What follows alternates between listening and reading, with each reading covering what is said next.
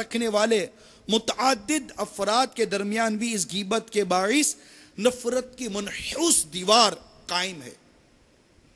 मरने के बाद हमारा ये नाजुक बदन गीबत का होलनाक अजाब कैसे बर्दाश्त कर सकेगा? सुनो सुनो, ये जश्न मेराज मनाने के लिए जमा होने वाले इस्लामी भाइयों सुनो, सरकार दो आलम नूर मुजस्सम शाह बनी आदम रसूल मुहतशम सल्लल्लाहु ताला अलैहि वसल्लम का फरमान इबरत निशान है। मैं शब मेराज ऐसी कौम के पास से गुजरा जो अपने चेहरों और सीनों को तांबे के नाखूनों से नोच रहे थे। मैंने पूछा, जिब्राइल ये कौन लोग हैं? कहा, ये लोगों का गोश्त खाते यानी गीबत करते थे और उनकी इज्जत खराब करते थे। मुफस्सिर शहीर हकीमुल उम्मत हजरत मुफ्ती अहमद यार खान अलैहि रहमतुल हन्नान फरमाते हैं, इन पर ये जो तांबे के नाखून से जो नोच रहे थे, इन पर खारिश का अजाब मुसल्लत कर दिया गया था और नाखून तांबे के धारदार और नोकीले थे। इनसे सीना चेहरा खुजलाते थे और जख्मी होते थे।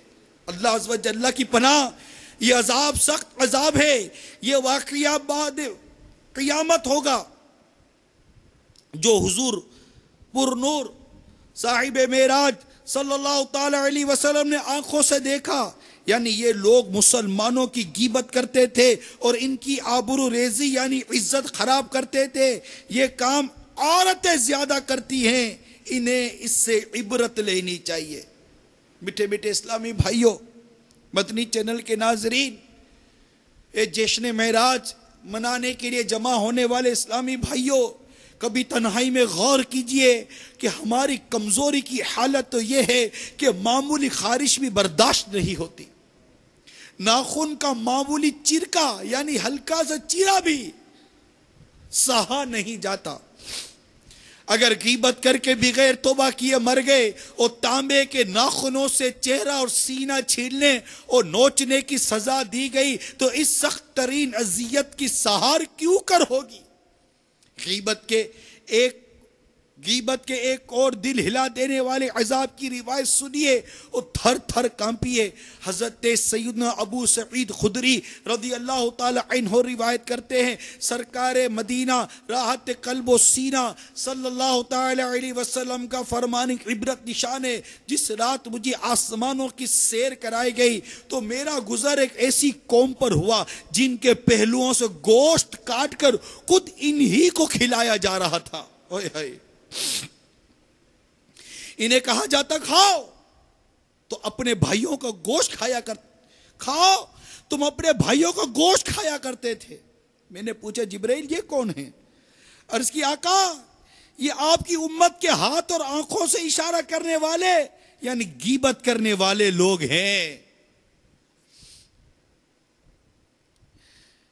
हमारे आका सल्लल्लाहु ताला अलैहि वसल्लम का फरमान अजीम है, जो दुनिया में अपने जिस भाई का गोश्त खाएगा यानी गीबत करेगा, वो यानी जिसकी गीबत की थी, क़यामत के दिन उसके करीब लाया जाएगा। उससे कहा जाएगा इसे मुर्दा हालत में भी खा जिस तरह इसे जिंदा खाता था।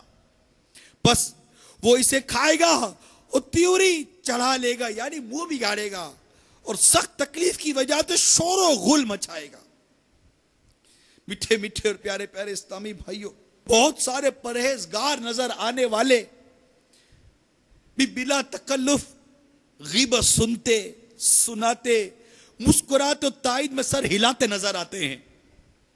क्योंकि गीबत बहुत ज्यादा आम है, उमूमन किसी की इस तरफ तवज्जो ही नहीं होती कि गीबत करने वाला नेक परहेजगार नहीं बल्कि फांसी को गुनाहगार और अज़ाब नार का हकदार है,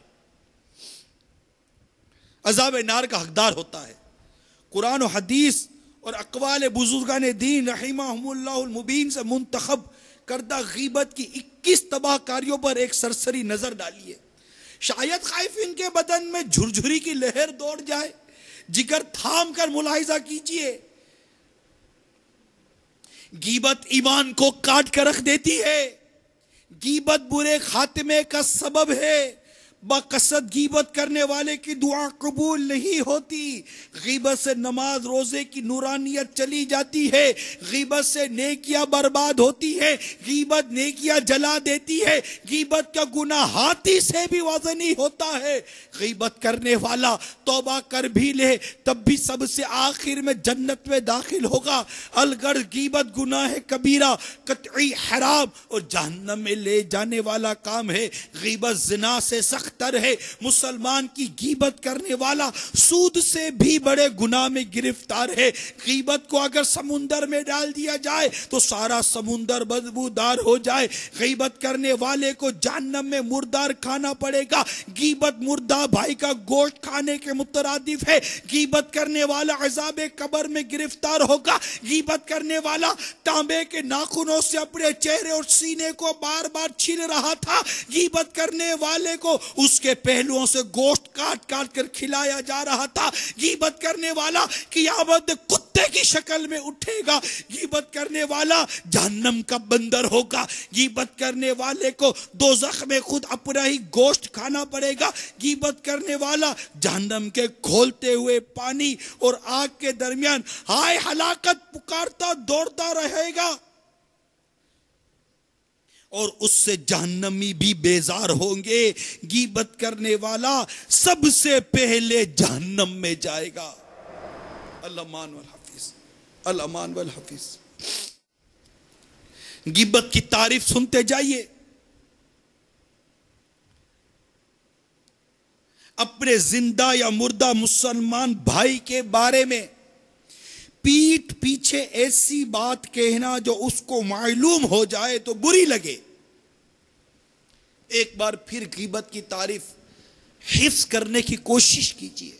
काश ये तारीफ ऐसी हमारे दिलो दिमाग पर नक्श हो जाए कि हम जब भी किसी के बारे में बात करने लगे हमारे पेशे नजर ये तारीफ आ जाए।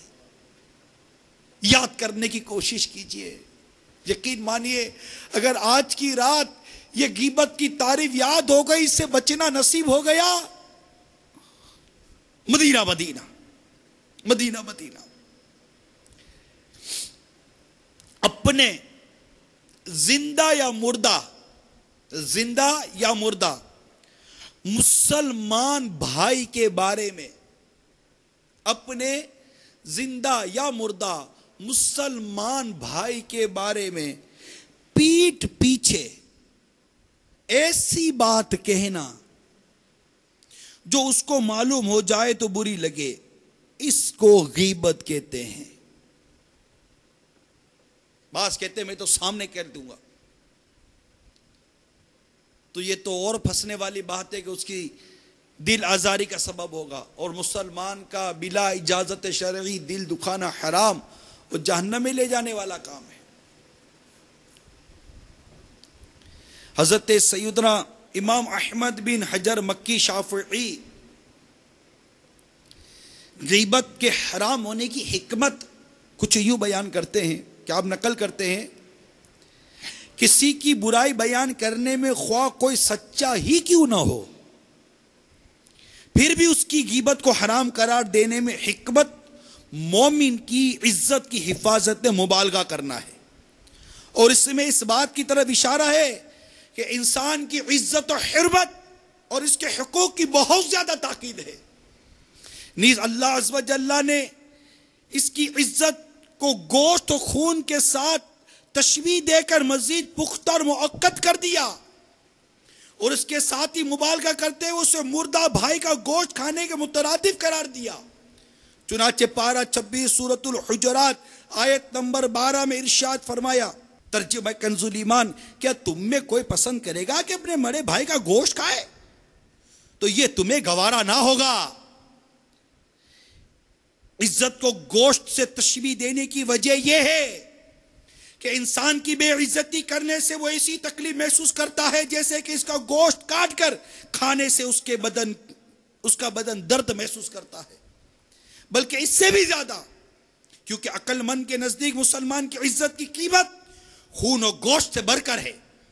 समझदार आदमी जिस तरह लोगों का गोश्त खाना अच्छा नहीं समझता, इसी तरह इनकी इज्जत पामाल करना बदरजा औला अच्छा तस्वुर नहीं करता, क्योंकि ये एक तकलीफ दे अमर है।